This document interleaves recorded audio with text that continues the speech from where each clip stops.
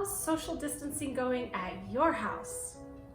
A couple of days into it at my house, I mentioned to my children that I thought that the 2-week closure of their school was actually going to be extended. It was pretty likely it was going to be much longer than that.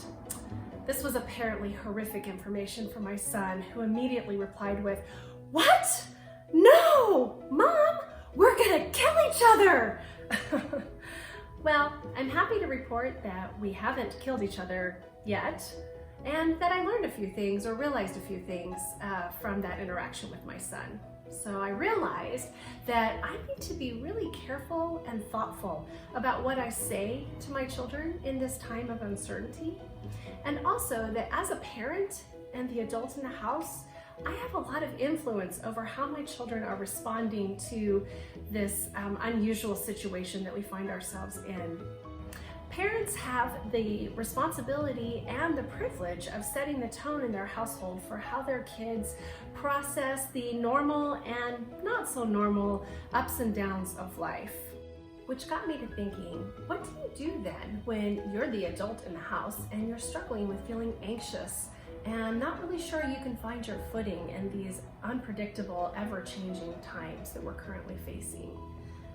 As a person of faith, there is something you can do. In my opinion, it's one of the most important things we can do. It's right up there with washing your hands and trying not to touch your face.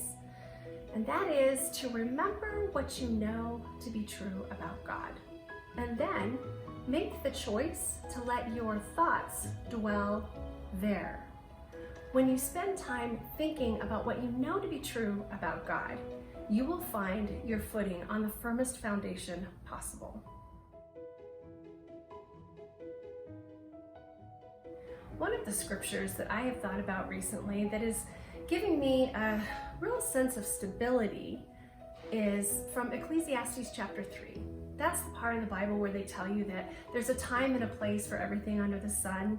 There's a time to plant and a time to harvest. There's a time to cry and there's a time to laugh. It even says there's a time to embrace and hug, and there's a time to not embrace, not hug. So while we're thinking our world is careening out of control and that this is all new and unprecedented, the word I'm hearing from the Father's heart is, it's a season. It will pass. So it's helpful to remember what we know about God and to stay focused there to help give us the strength to make it through this season.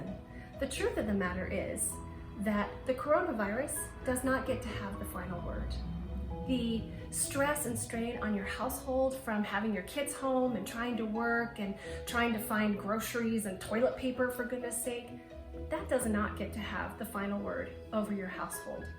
God and God alone has the final word. God is a good God, He is a loving Father, and He has good plans for me and good plans for you and good plans for every member of your household. Let's not forget the powerful promise of Jeremiah 29 verse 11, where He says, "For I know the plans I have for you, says the Lord, plans for good and not for disaster, to give you a future and a hope." That promise is for you and for your entire household.